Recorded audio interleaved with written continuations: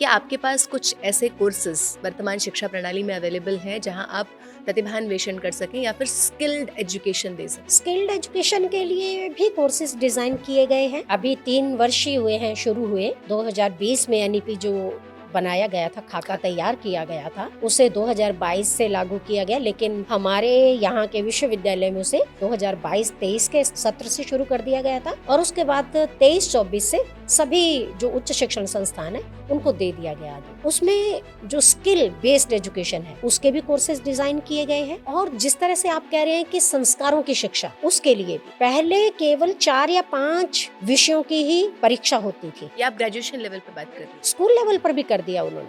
Human ethics है, नैतिक शिक्षा है, मौलिक शिक्षा है, जो बच्चों को किस तरह से, और दूसरे जो ये विषय हैं, संगीत है और है, इन सब के भी साथ में, जिसे हम मल्टी डिसिप्लिनरी कोर्सेज बोलते हैं, एमडीसी के नाम से, ये शुरू कर दिया है। क्योंकि एक बच्चा आप देखिए साइंस पढ़ रहा है केवल लगातार, या वाणिज्य संकाय में केवल कॉमर्स की शिक्षा ले रहा है, इसकी ले रहा है, और उसके पास हो सकता है म्यूजिक का टैलेंट बहुत अच्छा हो, और वो बच्चा अच्छा एक गायक भी बन सकता है, नहीं तो एटलीस्ट अपने लिए तो समय समय पर गुनगुना ही सकता है। उसके उस टैलेंट को क्यों दबाया जाए?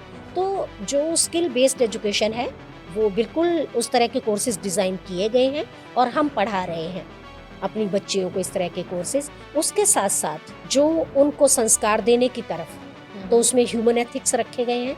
तो उसमें क्या पढ़ा रहे हैं आप? ह्यूमन एथिक्स में उनको बच्चों की अलग अलग जो भारतीय ज्ञान परंपरा, इस पर आधारित कुछ अलग अलग क्षेत्रों से उन्होंने इस तरह के ज्ञान को अर्जित करके एक स्थान पर रखा गया है। उसमें इतिहास का भी विषय है, उसमें संगीत का भी है, उसमें वैदिक विषय भी है, उसमें जैसे पंचकोश का है, योग की शिक्षा है, स्वास्थ्य भी है, स्वास्थ्य संबंधी भी है। ये सारे थोड़े थोड़े जो पाठ्यक्रम के अंश हैं, यूनिट वाइज उसमें डाले गए हैं। और ये सभी स्ट्रीम्स में है, मतलब कोई सभी साइंस का streams। बच्चा हो कि कॉमर्स का बच्चा हो? टोटली सभी बच्चों के लिए ये कंपल्सरीली कि उन्हें फर्स्ट ईयर में आते ही पहले सेमेस्टर में तो ह्यूमन एथिक्स के ऊपर वो एजुकेशन लेनी ही लेनी है। फिर उन्हें पर्यावरण से संबंधित कि हम कैसे अपने एनवायरनमेंट को भी सेव कर सकते हैं, तो एनवायरमेंटल स्टडीज के माध्यम से पर्यावरण को कैसे संरक्षित करना चाहिए, क्या क्या ऐसे मापदंड हैं जिन पर आप कार्य करके या अपने आसपास के लोगों को के बता करके आप अपने पर्यावरण को सुरक्षित, आज के समय में आप देखो हवा, पानी मुख्य रूप से, बाकी प्रदूषण तो बाद में गए, चाहे वो ध्वनि प्रदूषण है, साउंड पोल्यूशन है कुछ, हालांकि वो भी बहुत आवश्यक हो गया।